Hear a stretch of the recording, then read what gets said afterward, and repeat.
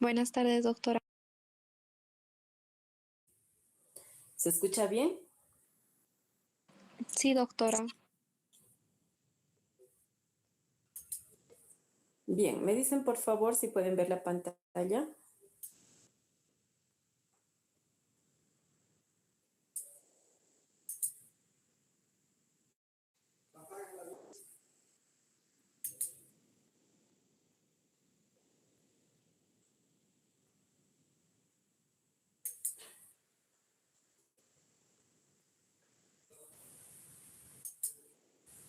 ¿Se ve la pantalla?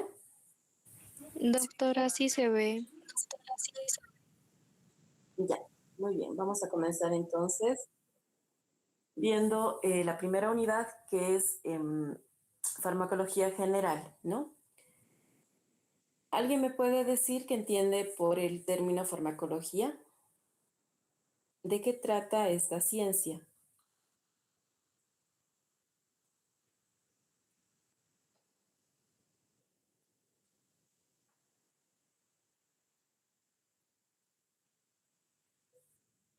Una ciencia que estudia fármacos, o bueno, todo lo relacionado a los medicamentos, sus componentes y demás. Muy bien. ¿Cuál es tu nombre? Abigail Huanca. Abigail Huanca. Huanca. Aquí estás. Bien, así es, Abigail.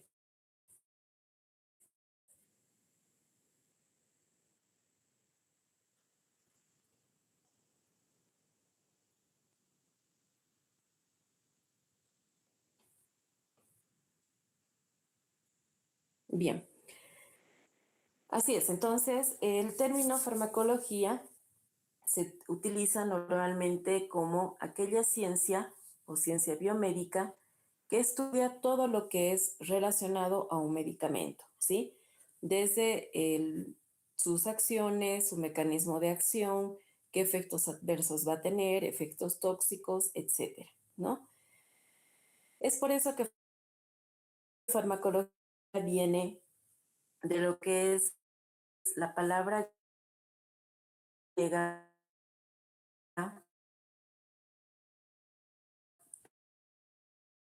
fármaco, que significa fármaco, y medicamento, o medicamento, ¿no? Y logos, que es estudio o tratado. Es aquella ciencia que estudia todo lo relacionado a las propiedades que tiene este fármaco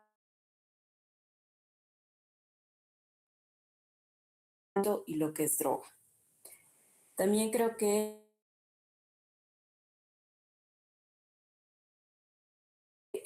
si no me equivoco, les di para que puedan investigar qué diferencia existe entre estos tres términos. ¿Alguien puede indicarme?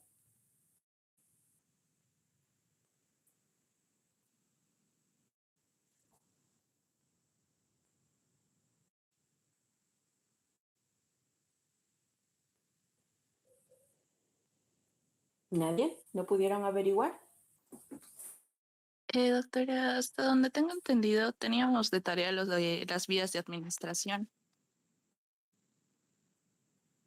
Ya. Bueno, de todas maneras, seguramente han escuchado estos tres términos, ¿no? Según lo que ustedes conocen,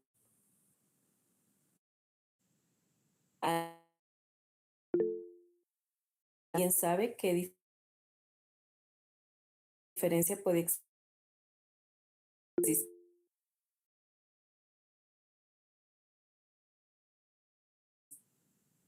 Doctorita, se le escucha entrecortado. No sé si será mi Ya. señal. Bueno, si no han podido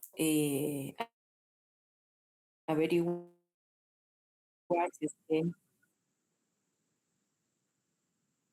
a ver, ¿los demás igual?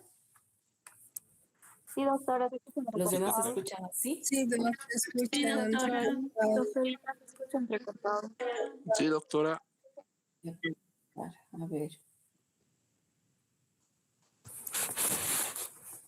Ahora, ¿se escucha mejor o no?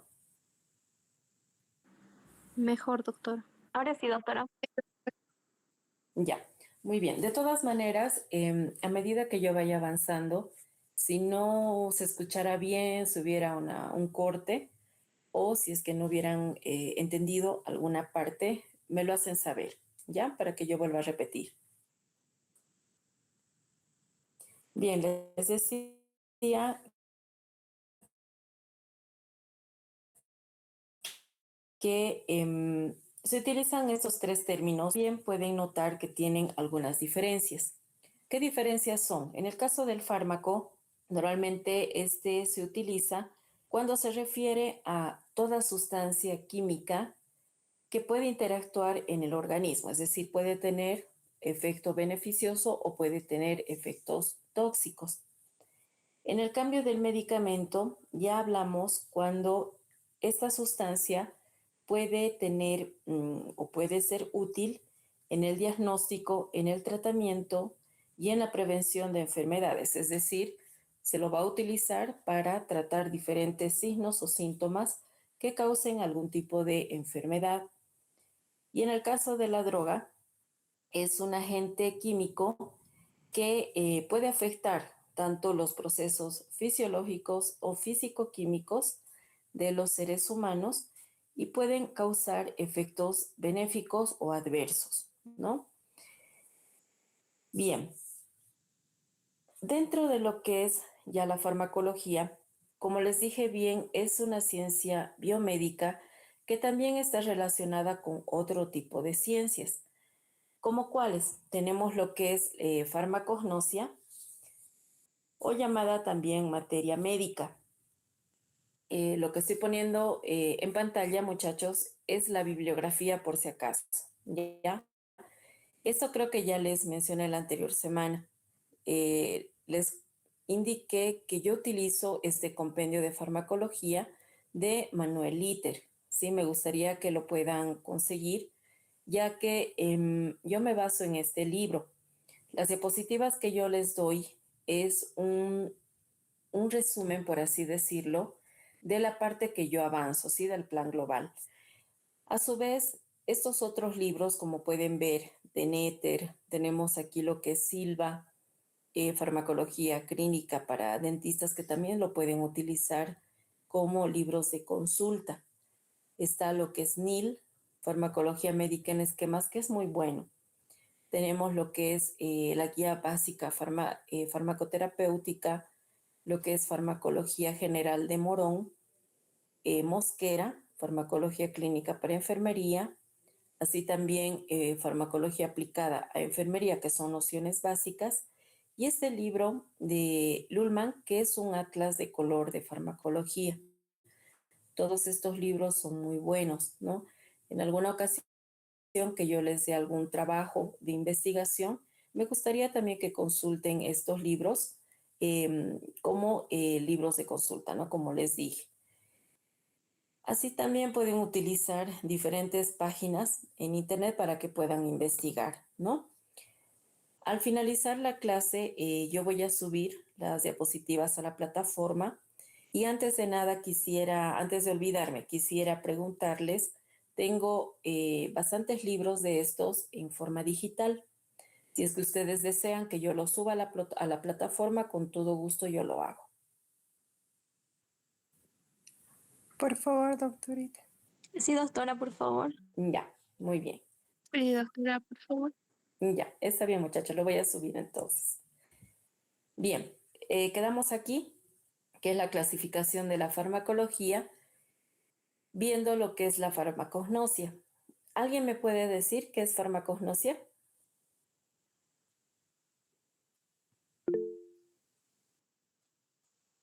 ¿Sí?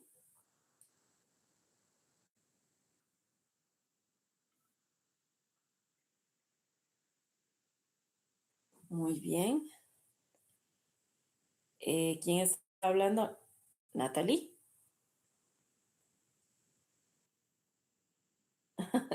Bien, Naticita. Lo que pasa es que no puedo ver, solamente veo en la pantalla y no puedo ver quiénes están levantando la mano. Muy bien. Bien, Naticita, así es. Entonces, farmacognosia más que todo estudia todas aquellas características, tanto las características organolépticas, físico-químicas, que puedan desarrollar las diferentes plantas, ¿no? Y a partir de ellas vamos a obtener un producto, el cual se va a utilizar ya posteriormente para el tratamiento.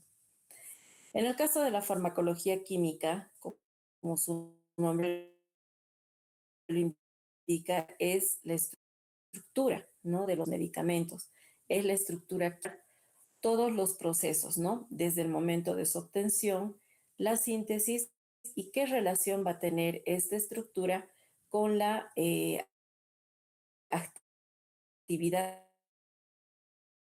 farmacológica del medicamento.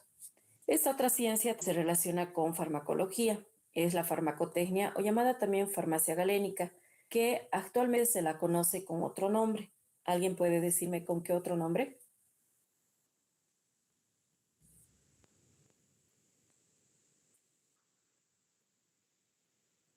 Muy bien. Tecnología farmacéutica, así es.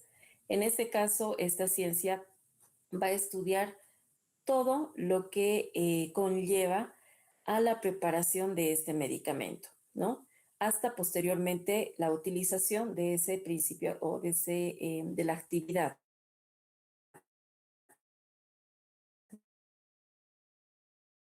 ¿Qué actividad terapéutica va a tener ese medicamento? Utiliza más que todo por los indígenas, ¿no? Y también estudia sus propiedades y qué utilización medicinal va a tener. Bien, ahora llegamos a esta otra ciencia que es farmacocinética y lo que es farmacodinamia. Estos dos términos son muy importantes y lo vamos a llevar en el transcurso del año, cuando hablemos de la característica y la clasificación de los medicamentos. En el caso de la farmacocinética, esta ciencia estudia todos los procesos físico-químicos que sufre el medicamento en el organismo. En cambio, en el caso de la farmacodinamia, estudia toda la acción terapéutica que produce el medicamento en el organismo, ¿no?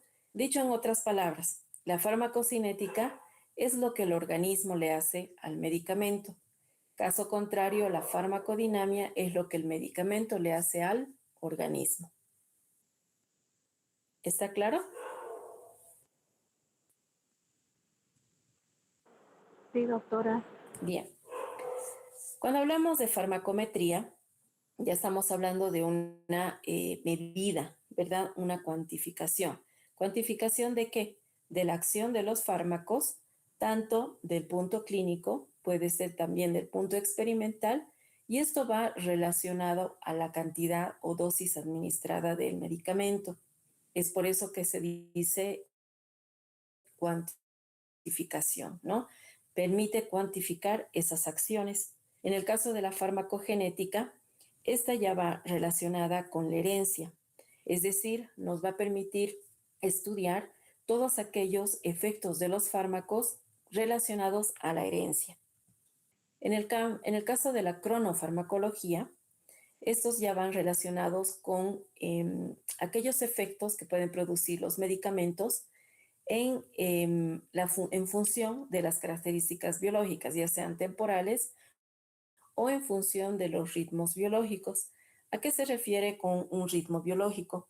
Se refiere a, en el caso del crecimiento, cuando hablamos también de la reproducción, del comportamiento, de la respiración, en el caso del sueño, la vigilia, etcétera, ¿no? Todo eso conlleva o engloba lo que son los ritmos biológicos. Esta otra ciencia, que es farmacología clínica o médica, ya su nombre lo indica, ¿no? Entonces, relaciona lo que son las acciones con la capacidad que tienen estos al actuar con una persona sana o enferma. Es decir, nos va a permitir estudiar lo que es el diagnóstico, el tratamiento y la prevención de las enfermedades. En el caso de la farmacoterapia, este estudia la acción terapéutica de los medicamentos sobre algún tipo de enfermedad que padezca una persona. Es decir, va relacionado también con la modificación de funciones fisiológicas del diagnóstico, prevención y el tratamiento de estas enfermedades. Bien, en el caso de la toxicología, ya su nombre lo indica, estudia aquellos efectos tóxicos que puedan causar las drogas o los fármacos sobre el hombre, ¿no? Sobre el organismo o el ser humano. Pueden llegar a producir diferentes tipos de efectos y esos efectos engloban lo que es esta ciencia, ¿no? En el caso de la farmacoepidemiología ya abarca un gran número de población. Por eso a eso se debe su nombre, ¿no? Porque estudia qué impacto van a tener esos fármacos en el ser humano, es decir, en un gran número de población, ¿no? Y utiliza lo que es el método epidemiológico. En el caso de la farmacoeconomía, ya se refiere al costo, ¿no? A la parte económica. ¿Cuánto va a costar el desarrollar un medicamento? ¿Cuánto va a costar desde el momento que se ha fabricado, su comercialización, el impacto económico y también el costo que representa el utilizar para una específica enfermedad, ¿no? En el caso de la terapia génica, esta es una ciencia más moderna cuando se trata de lo que es la medicina molecular, ¿no? Entonces todos bien saben que en este caso es una ciencia que está relacionada con el costo, es decir, mientras más avanzada se tenga, se utilice este tipo de exámenes, más va a ser el costo, ¿no? Esta surge como consecuencia del avance desde el conocimiento de la farmacogenética y de lo que es la genómica. Bien, ¿hasta aquí está claro, muchachos? Sí, doctora. Ya. Les estaba comentando que esta ciencia que es fármaco del año, ¿no? En el caso de la farmacocinética, si ustedes recuerdan, es aquella ciencia que estudia los procesos físico-químicos por los que atraviesa el medicamento en el organismo. ¿Cuáles son esos procesos físico-químicos? Lo que es absorción, distribución, metabolismo y excreción, ¿no? Vamos a ver cada uno. Si ustedes pueden ver esta imagen, bien, aquí tenemos un dispositivo. ¿Alguien me puede decir cuál es? ¿Qué dispositivo es? El PAP, doctora. ¿Cómo? El PAP. Ya, a ver, alguien más estaba hablándome. Es que creo que hablaron juntos, ¿no? Dos personas juntas han hablado. ¿Para qué se lo utiliza? Mayormente creo que es para las personas que tienen asma. Muy bien. ¿Cuál es tu nombre? Natalia Marzana, doctora. Marzana, aquí estás. Natalia. Sí. Bien, exactamente. Este dispositivo normalmente lo utilizan aquellas personas que tienen o que padecen asma. ¿Qué medicamento mayormente contiene este dispositivo? ¿Alguien sabe? Salbutamol, doctora. Ya, muy bien. Natalia, ¿no? No, Tintaya. Perdón. Tintaya. Tintaya. Susi, Tintaya. es Tú, sí, Micaela. aquí estás. Bien. Ujú. Así es. Entonces, en este caso, como pueden ver, esta persona está utilizando este dispositivo. En el momento que ingresa el medicamento al organismo, pasa a través de la boca, llega a la faringe. En una primera instancia, va directamente a lo que es el depósito pulmonar, ¿sí? Luego se absorbe a nivel de los pulmones, se dirige a lo que es la circulación sanguínea, va a producir lo que es el efecto sistemático y posteriormente lo que es el efecto total, ¿no? Otra parte, cuando ingresa a través de la boca y a través de la faringe, va directamente a lo que es el tracto gastrointestinal. Este se absorbe a nivel del intestino, llega al hígado, donde la mayoría de los medicamentos se biotransforman, pasa a lo que es a la circulación sistémica, produce el efecto sistemático y finalmente lo que es el efecto total, ¿no? Normalmente a este ciclo, a todo este procedimiento o procesos físico-químicos, ¿qué nombre recibe?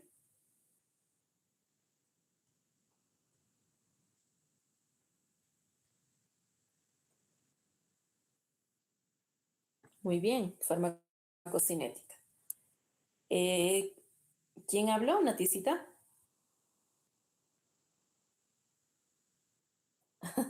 Muy bien. Así es. Entonces, todo ese proceso engloba lo que es la farmacocinética. En este caso de la farmacodinamia, hemos dicho que se trata de lo que el medicamento va a producir al organismo, es decir, qué efectos o acciones terapéuticas va a producir al organismo. Veremos cada uno de los procesos de los que estábamos mencionando, esos procesos físico-químicos. Primeramente vamos a hablar de este proceso que es la penetración, ¿no? Como bien saben, la penetración es cuando ingresa este medicamento al organismo y lo va a hacer a través de diferentes mecanismos, es decir, puede atravesar lo que son las barreras biológicas para poder ingresar. Esta imagen nos muestra diferentes medicamentos que van a ingresar al organismo, ya sea por inhalación, por ingestión. Cuando ingresan por inhalación tenemos ejemplo los gases, vapores, pueden haber polvos, aerosoles. Ingestión, tenemos diferentes tipos de medicamentos que pueden ingresar por la boca. Hay otros también que pueden ingresar a través de la piel, ¿no? Una vez que uno toca y puede ingresar directamente a lo que es el organismo. También tenemos diferentes medicamentos que pueden llegar a lo que son los pulmones. Pueden existir tales como el amoníaco, el dióxido de azufre, de amianto, los polvos de carbón. Van a llegar también a la parte del hígado, como los hidrocarburos clorados, la clorhidrina, tenemos el dioxano, ¿no? Y así diferentes medicamentos que van a ingresar a las distintas células y distintos órganos del ser humano. También tenemos a través de la piel, a través de la médula, etcétera, ¿no? Ya hablando del siguiente proceso físico-químico, que es el de absorción. Una vez que el medicamento ingresa del exterior al interior, tiene que pasar al torrente circulatorio. Para que este pase al torrente circulatorio, tiene que atravesar diferentes membranas. Es lo que se conoce como el modelo lipoproteico. Al ser un modelo lipoproteico, quiere decir que solamente van a ingresar sustancias liposolubles, evitando o siendo impermeable para aquellas sustancias que son hidrosolubles, ¿no? Estas sustancias hidrosolubles van a atravesar la membrana celular por los poros y esto va a estar directamente relacionado con el tamaño del medicamento, ¿no? Para que estos puedan atravesar los espacios celulares.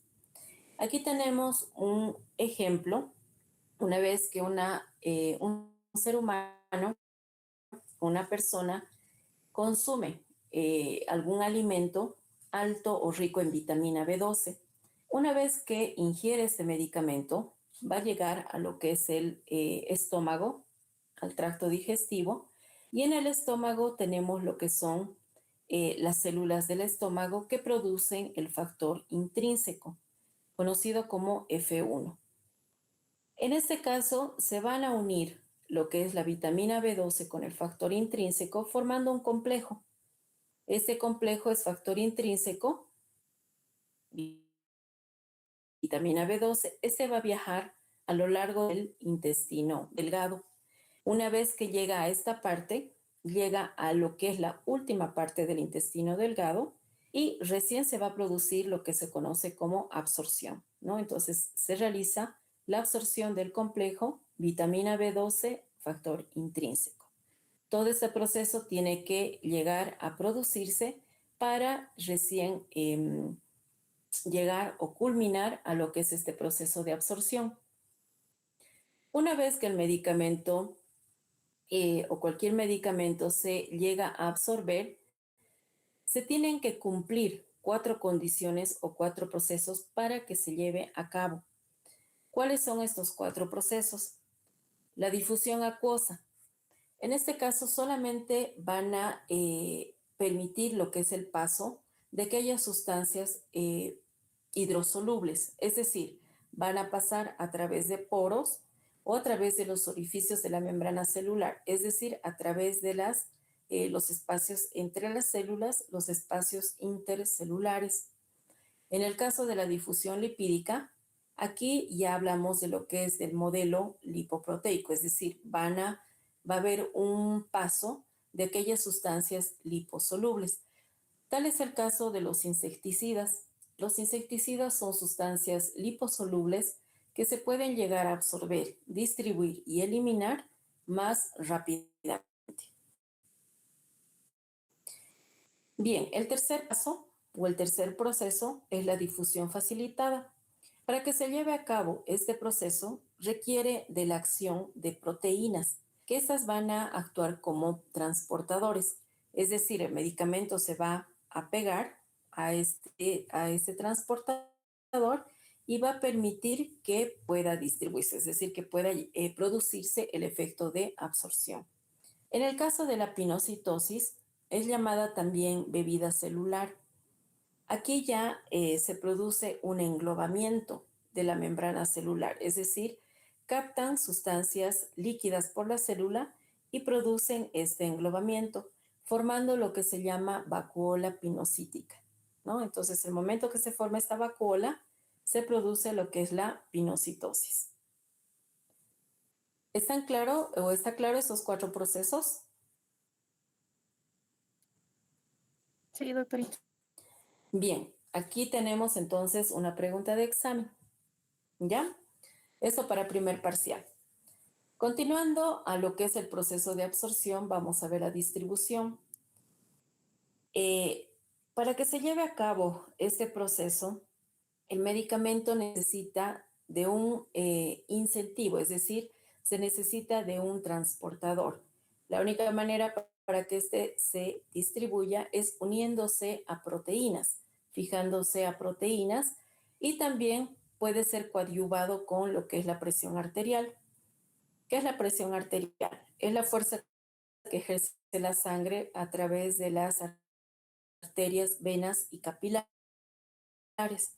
Puede ser distribuido a lo que es la célula diana o al tejido en el cual va a producir el efecto terapéutico deseado, ¿no?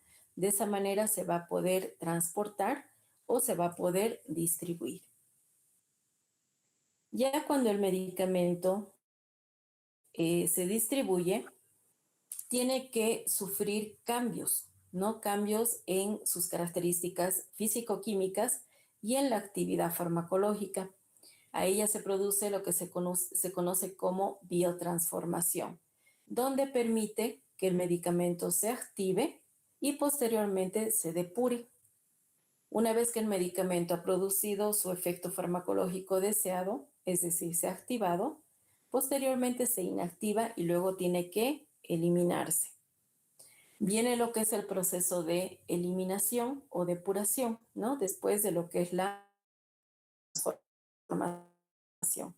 En ese proceso, como ya les dije, el medicamento se inactiva, es decir, produce se biotransforma, como pueden ver acá, en este ejemplo, producen lo que son los metabolitos reactivos, es decir, una vez que estos actúan sobre la célula diana o el tejido donde tiene que producir su efecto, se inactiva y se elimina del organismo, desapareciendo de esta manera sus acciones terapéuticas o efectos farmacológicos.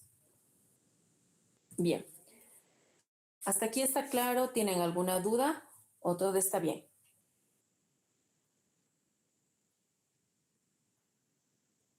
Todo está bien, doctora. Bien, vamos a continuar entonces. En esta parte, ustedes ya me van a decir qué ejemplos han podido averiguar. Les dije, ¿no? Que averigüen qué ejemplos de medicamentos se administran por cada una de estas vías, ¿no?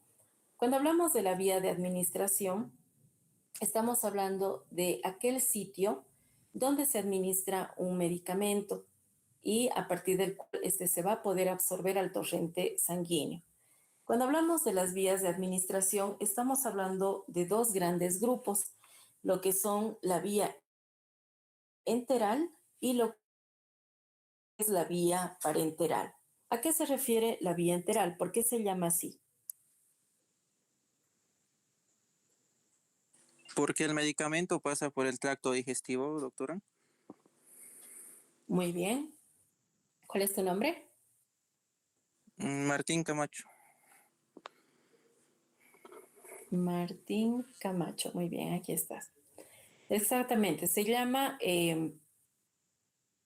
a ver, aquí está. Ya. Se llama vía enteral o conocida también como vía digestiva. ¿Por qué? Porque en ella la absorción se realiza a través de la mucosa de todo el intestino o de todo el tracto digestivo. En esta tenemos diferentes ejemplos, tales como lo que es la vía oral, la vía sublingual, la vía vestibular, la rectal y la colónica, ¿no? Todas estas pertenecen a esta vía. Vamos a ver cada una de ellas, cuáles son sus ventajas y sus desventajas. En el caso de la vía sublingual, el medicamento se la coloca a nivel del plexo venoso, es decir, debajo de la lengua. En este caso, la mayoría de los medicamentos que son liposolubles se van a absorber más rápidamente, ¿no? ¿Cuáles son las ventajas de administrar por esta vía? Es más rápida, es de fácil administración, no es necesario que la persona sea especializada, es decir, no se necesita una persona con experiencia para utilizar esta vía. Es cómoda y la velocidad de absorción es grande. ¿Cuáles son las desventajas? El sabor. Existen muchos medicamentos que no tienen buen sabor, ¿no? Y algunos son irritantes, es decir, pueden lastimar lo que es la mucosa gástrica. Aquí tenemos un ejemplo. En el caso de la nitroglicerina, esta se utiliza más que todo para el dolor de pecho, es decir, en el caso de la angina de pecho, cuando el corazón no recibe irrigación sanguínea. Otro ejemplo es la nifedipina. Esta se utiliza para regular lo que es la presión arterial, es decir, es un antihipertensivo. Bien, otra vía es la vía vestibular. Esta se la coloca a nivel de la mejilla, es decir, entre los dientes y la mejilla, a lo que se denomina carrillo, ¿no? Tiene las mismas ventajas y desventajas que la vía sublingual, es decir, entre las ventajas, absorción rápida, es de fácil administración, no se necesita una persona especializada, cuando se la administra es cómodo y la velocidad de absorción es grande. Las desventajas, de igual manera, el sabor, ¿no? Muchos medicamentos no tienen buen sabor.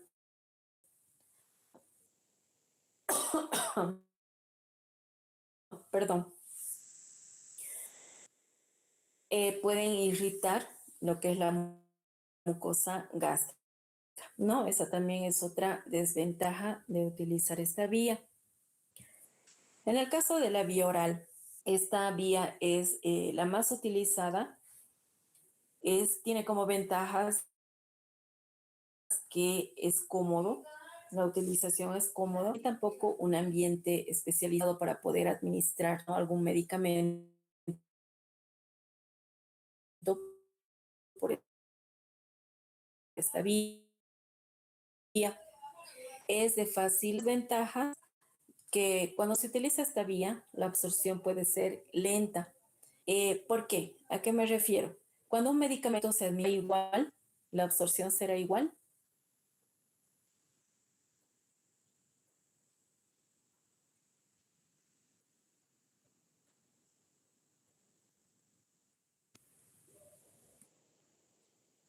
¿Es igual, muchachos?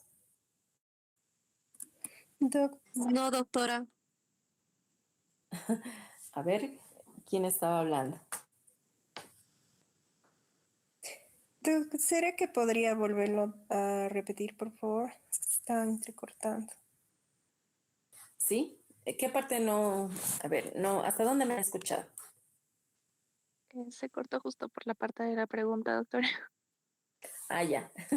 Les decía, cuando administramos un medicamento utilizando esta vía, les decía, será lo mismo administrar un medicamento en estómago lleno como en estómago vacío. No, No, No, ¿verdad? ¿Por qué no? porque acorde a si el estómago está lleno o vacío, puede variar la velocidad de absorción, quizás. Ya, muy bien. también sería lo que es em, cuando el estómago vacío puede provocar gastritis, dependiendo del medicamento, si es fuerte. Muy bien. ¿Nombres? ¿Quiénes son? ¿Quiénes han participado? Abigail Huanca. Abigail Huanca, muy Natalia bien. Y Marzana Quispe, doctora. Marzana Quispe. Natalia. Sí, Ah, ya. Muy bien.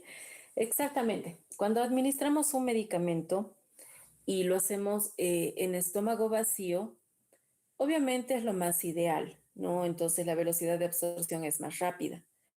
En cambio, en el estómago lleno, cuando una persona ha consumido algún alimento, la absorción es más lenta, pero es, como les digo, se utiliza en el caso de que la persona pueda sufrir para evitar de que sufra gastritis, ¿no? Hay muchas personas que ya al consumir diferentes medicamentos tienen gastritis, ¿no? Entonces lo que hace el médico es aconsejarles y les dice en estómago lleno, ¿no? Que puedan consumir el medicamento para evitar que exista algún tipo de consecuencia, ¿no?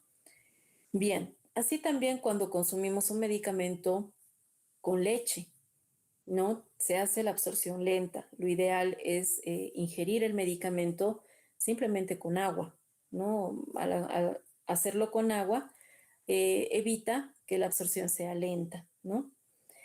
En el caso de que el paciente tenga algún tipo de infección, donde uno de los síntomas sea diarrea, ¿cómo creen que será la absorción?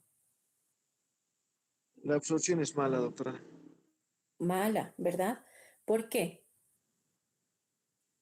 porque pasa muy rápido de manera que no deja al intestino delgado absorber el medicamento. Muy bien. ¿Cuál es tu nombre? Eric Rojas. Rojas Eric. Aquí está. Muy bien. Sí, exactamente. Entonces, cuando una persona sufre de algún tipo de infección a nivel gástrico y uno de sus síntomas sea diarrea, que es lo común, ¿no? Normalmente evita que el medicamento se absorbe o se absorba, ¿no?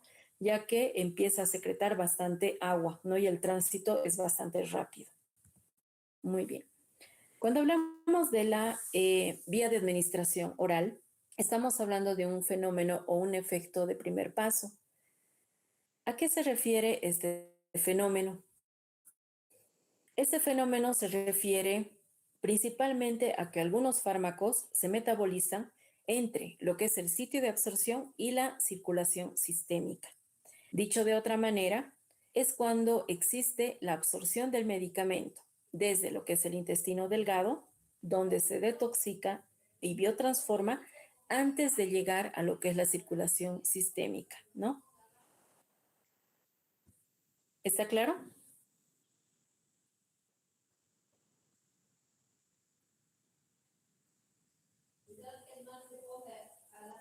¿Está claro, muchachos? Sí, doctora. Sí, doctora. ¿Sí? Ya, aquí tenemos otra pregunta de examen. Bien, ya tienen 2. Continuamos entonces. Otra vía que pertenece también a la vía enteral es la vía rectal. Esta vía normalmente se utiliza cuando no se puede utilizar otra vía. Esto sucede en el caso de los niños, ¿no?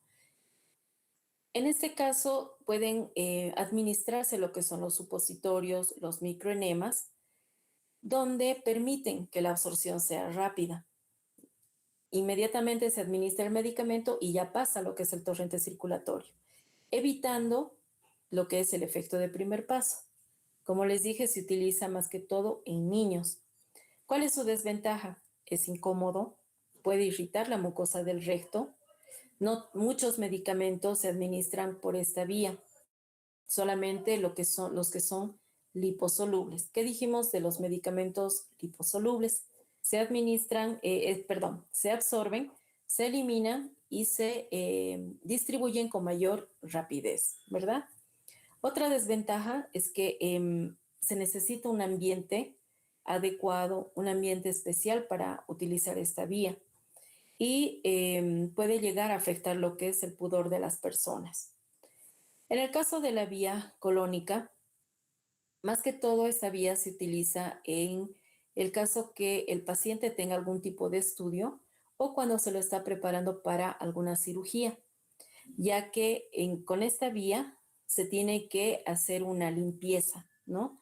A nivel del colon, ¿sí? En ese caso se utilizan lo que son los enemas.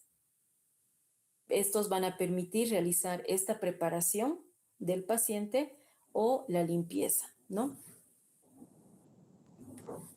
Bien, pasando a este segundo grupo, que son aquellos que se administran por vía parenteral, ¿no? ¿A qué se denomina la vía parenteral?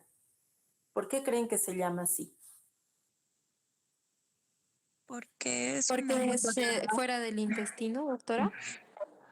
Ya. ¿Cuál es tu nombre? Ana Belén Vázquez Cruz. Vázquez. Vázquez Cruz, Ana Belén. Ana Belén. Sí, doctora. Sí, muy bien. Así es. La vía parenteral, que significa paralelo al intestino, en esta vía se utiliza lo que se conoce como una inyección, ese dispositivo. Es decir, se atraviesa una o más capas de la piel o de las membranas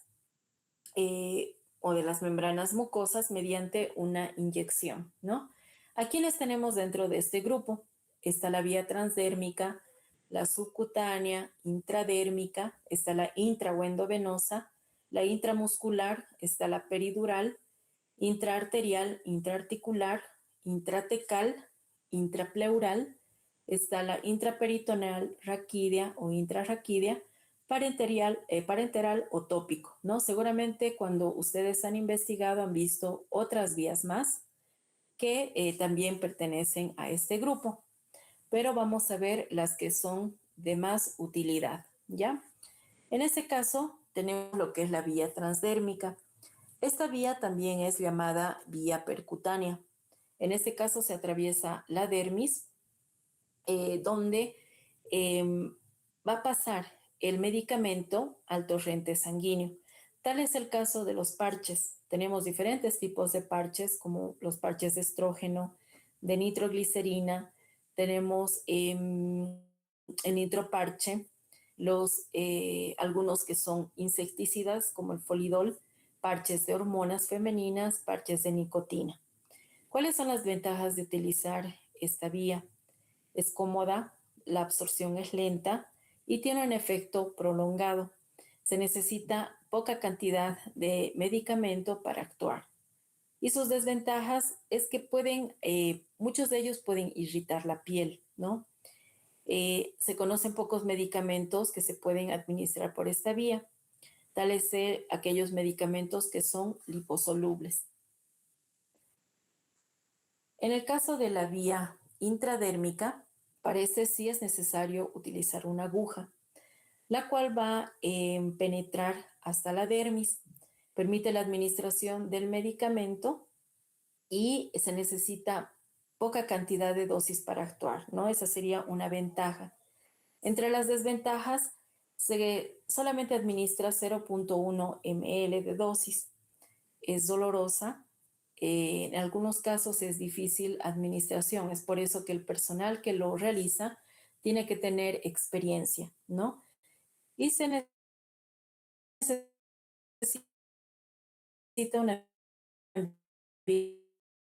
un ambiente especializado.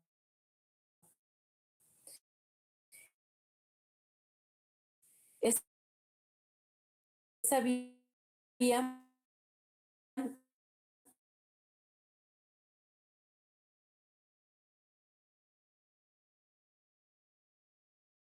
para la administración de antiinflamatorios, de analgésicos, de antibióticos, de algunos neurolépticos, corticoides, etcétera, ¿no? ¿Sí? ¿Alguien estaba hablando?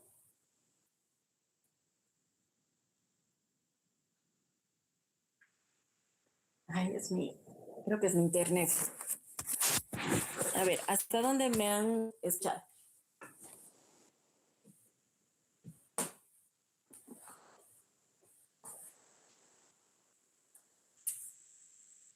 ¿Hasta qué parte escucharon, muchachos?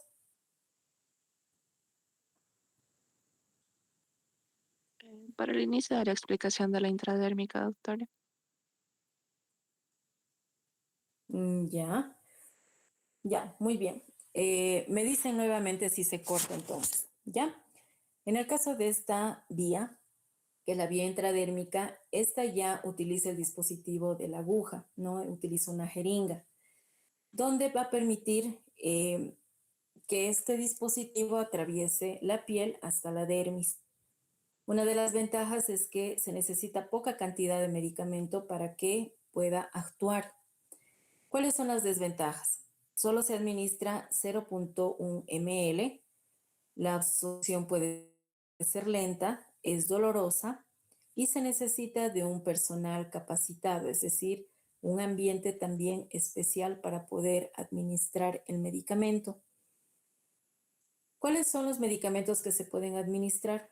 Las vacunas, se pueden realizar las pruebas de sensibilidad, también pruebas para la alergia.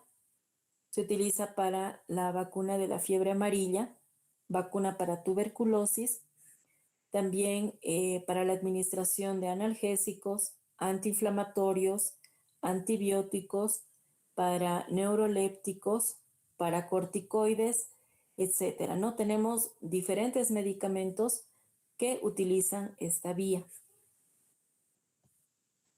En el caso de la vía subcutánea, esta ya se administra en un ángulo de 45 grados a nivel de la zona grasa.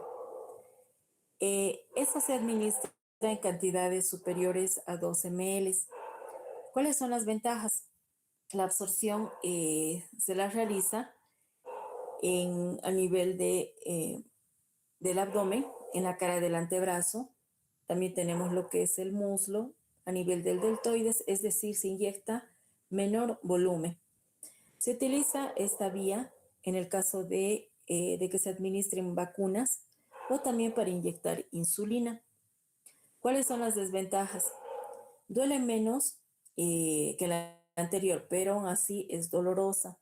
Se necesita de una persona capacitada, un personal capacitado y por tanto también un ambiente especial, ¿no?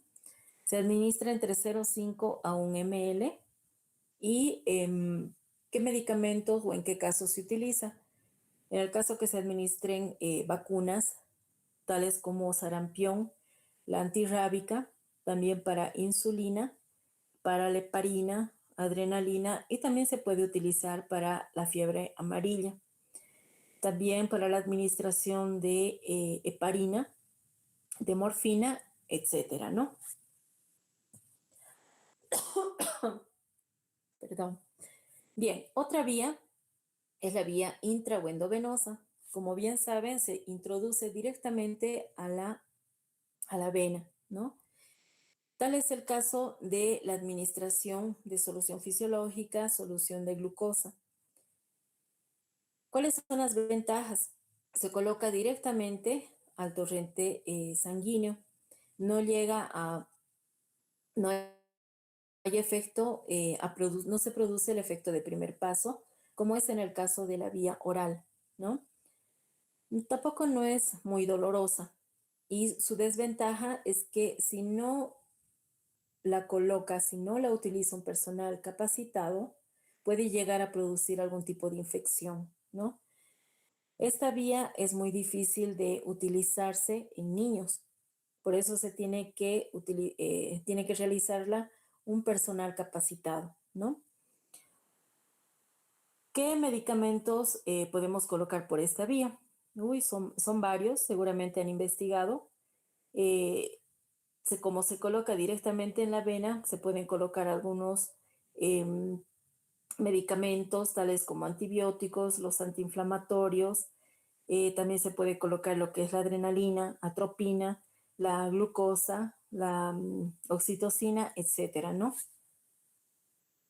En el caso de la vía intramuscular, aquí ya interviene la parte del músculo, la parte donde se encuentre mayor irrigación. Tal es el glúteo, los cuádriceps, deltoides, ¿no?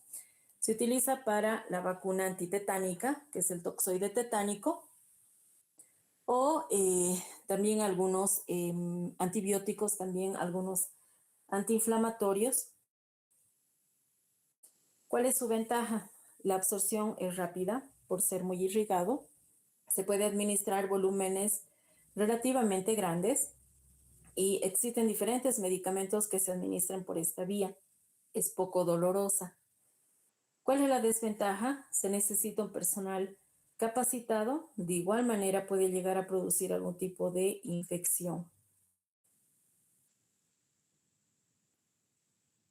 Normalmente, cuando se utiliza esta vía, la inyección es profunda y se tiene que colocar en un ángulo de 90 grados con respecto al tejido muscular. Es decir, en el cuadrante superior externo del glúteo, ¿no? Cuando estamos colocando a nivel del glúteo. Cuando hablamos de la vía intraarterial, esta se la utiliza normalmente en el caso de oncología, es decir, a nivel de la arteria hepática. Para esto ya se necesita un equipo de radiografía y, por supuesto, un profesional especializado en un ambiente específico, ¿no? Para realizar para utilizar esta vía. En el caso de la vía articular, se lo realiza a nivel de la articulación, ¿no? Es una técnica especial, se necesita de ambientes específicos para realizar esta vía, para utilizar esta vía. En el caso de la vía intrapleural, solamente lo utilizamos para la pleurodesis, que es una secreción de líquido. Cuando hablamos de esta vía, estamos hablando de administración de diferentes medicamentos, tales como los anestésicos locales, donde se coloca entre lo que es la pleura parietal y la pleura externa, ¿no? Que sería la pleura visceral, que sería la parte interna. Por ejemplo, cuando se administran enzimas, cuando se administran antibióticos, ¿no? Diferentes tipos de antibióticos. En el caso de la vía intraperitoneal o intraabdominal, eso por favor lo van a corregir, es cuando estamos hablando a nivel del peritoneo, es decir, a nivel del abdomen. En el caso de la vía intrarraquídea o intratecal, esta ya atraviesa lo que es la dura madre. En esta vía los medicamentos se inyectan en lo que es la parte baja de la espalda, ¿no? Mediante una técnica de punción lumbar. El medicamento se envía directamente a lo que es el líquido cefalorraquídeo y describe lo que es el espacio lleno de líquido localizado entre las delgadas capas de tejido que recubren el cerebro y la médula espinal, ¿no? En este caso se pueden inyectar medicamentos en el líquido o extraer una muestra para su posterior análisis, ¿no? Para ver si es que existe algún tipo de patología o existe algún tipo de infección. ¿Qué medicamentos se administran por esta vía? Están los esteroides, los antiinflamatorios, están antibióticos, tenemos los citostáticos también, analgésicos. También en el caso de la meningitis crónica se puede utilizar lo que es la anfotericina B, ¿no? Que se utiliza mayormente en hongos. Otra vía es la vía peridural. Esta se coloca en el espacio peridural fuera de la dura madre, ¿no? Para anestesia local, es decir, durante el parto. La vía tópica, esta se coloca dependiendo del lugar, ¿no? Por ejemplo, tenemos las cremas cuando se la coloca a nivel de la piel, el colirio a nivel de los ojos y las gotas a nivel del oído, ¿no? Esta acción es local, no se absorbe rápidamente. En el caso de la vía intramedular, se la coloca a nivel de la médula ósea. ¿Qué medicamentos han podido investigar que se administran por esta vía? ¿Pueden indicarme? La adrenalina, doctora. Ya, muy bien. ¿Cuál es tu nombre? Estera Carapi. Un poquito, ¿puedes repetir? Estera Carapi, doctora.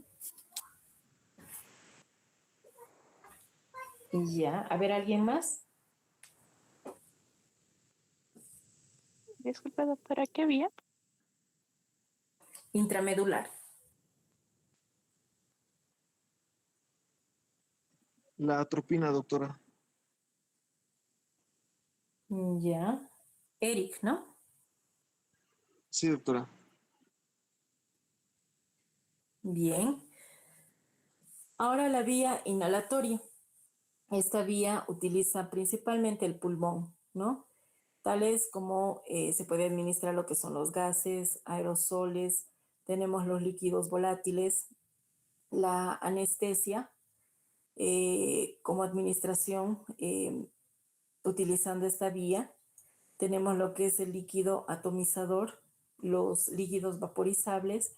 Aquí también está lo que es el nebulizador, ¿no? ¿Cuáles son las ventajas de utilizar esta vía? Es fácil de usar, se absorbe rápidamente a través de la membrana y tiene un efecto inmediato. Pero ¿cuáles son las desventajas? Pueden causar irritación de la vía aérea, ¿no? ¿Qué medicamentos o qué otros medicamentos han investigado que se pueden administrar o pueden utilizar esta vía, la vía inhalatoria? ¿Alguien me puede decir? Doctora, yo investigué el salbutamol. Ya, muy Yo bien. tengo el beclometasona, doctora. Ya. A ver, díganme el nombre de las dos personas. Ana Belén Vázquez Cruz, doctora. Y Abigail Huanca, doctora. Y ya, Ana Belén. ¿Y quién más? Abigail Huanca, doctora. Abigail, muy bien. ¿Alguien más que quiera participar? Doctora, otro medicamento que era la budesonida. Ya, Medicamento. nombre. Estera Carapi. Bien, Estela. ¿Quién más? Doctora, Doctora. Formoterol, doctora. ¿Cuál es tu nombre? Marzana. Marzana Quispe. Natalia, ¿no? Sí. Y alguien más habló. No sé si era Eric. Era yo, doctora, también el sevoflurano. Bien. Y la beclometasona de dipropión. Ya, ¿tu nombre? Dayana Paniagua. Paniagua. Y aquí estás, Dayana. Dayana. Muy bien. Bien, muchachos. Cada clase les voy a hacer así preguntas y estas notas van a ir para primer parcial, ¿ya? De participación. Bien, bien, muchachos. En un momento más voy a abrir voy a crear la tarea. La verdad no me di tiempito. Voy a crear para que lo puedan subir, ¿ya? ¿Dudas, preguntas? ¿Todo estuvo claro? Sí, doctora. Sí, no sé quién levantó la mano. Yo, doctora, doctora, buenas noches. Quería saber, es que recién acabo de entrar a la clase primera vez.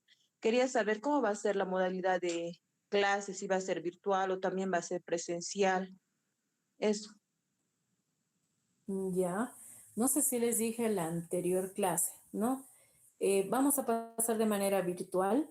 Sí, van a ver una que otra clase, vamos a coordinar eso con ustedes, donde lo podamos hacer presencial.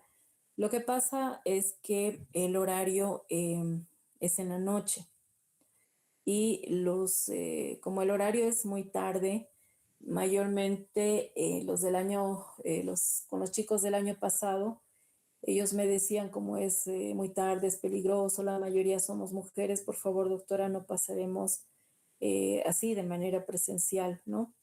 Además, tengo entendido que muchos pasan prácticas e inmediatamente comienza la clase, ¿no? Es por eso que en la mayoría vamos a pasar de manera virtual, ¿ya? Otra cosa que quería mencionarles, muchachos, es qué personas tienen clases antes, qué prácticas tienen antes. No sé si están aquí los que pasan clases. Los jueves hay toxicología, doctor. Ya, y eso pasan hasta las 7 menos cuarto. No, hasta las 6 está dispuesto el horario. Hasta las 6. Ya. ¿Y eso les da tiempo para poder llegar a sus casas?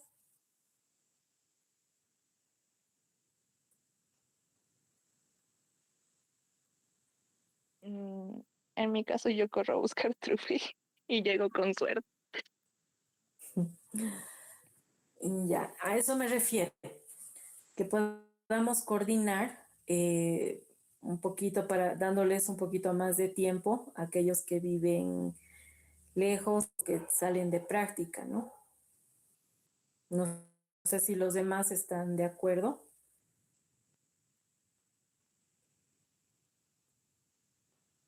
O es que solamente, no creo que sea solo tú que pases práctica, ¿no? Sí, De doctora, estuviera toxicología. bien. Sí, doctora, estamos de acuerdo en pasar virtual la mayoría, ¿no, chicos? Y ya, sí, pero bueno, no tanto me refería a eso. Me refería al tiempo. Sí, aquí está toxicología. El grupo 11, ¿no? El grupo 11 Sí, tiene. doctora. Pero yo veo acá hasta las 7 menos cuarto. No, hasta las 6. Ujú, hasta las 6. ¿Les da tiempo de las 6 hasta las 7 menos cuarto? Un poco más tarde la clase no podría ser, doctora. Sí, tipo 7, aunque sea. Y ya, bueno, para serles sincera, muchachos, yo salgo 6:30 de la facultad y 15 minutos no me alcanza. No llego puntual, entonces sí me gustaría que coordinemos un poquito más tarde para 7:30. comenzar la clase.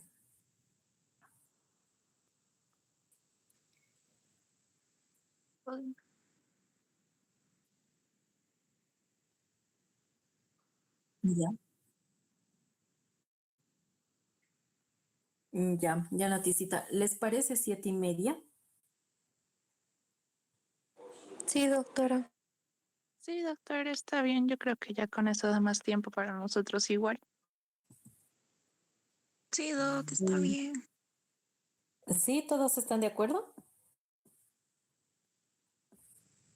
Sí, doctora. Sí, doctor. Sí, Ya, doctora. ya, muchachos, bien. Quedamos en eso entonces, de comenzar a las 7:30. ¿Ya? Así nos va a dar tiempito a todos, ¿no? Incluyendo a mí. Ya pues muchachos, entonces quedamos acá y en un momento más voy a abrir la tarea, ya para que puedan subir.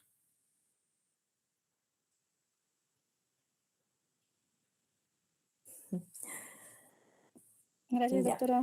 Mm, No tienen por qué, muchachos. Que tengan buen fin de semana. Cuídense mucho. Igualmente, doctora, que le vaya bien. Buenas Gracias, noches, gracias doctora. muchachos. Gracias. Buenas noches, hasta luego chicos.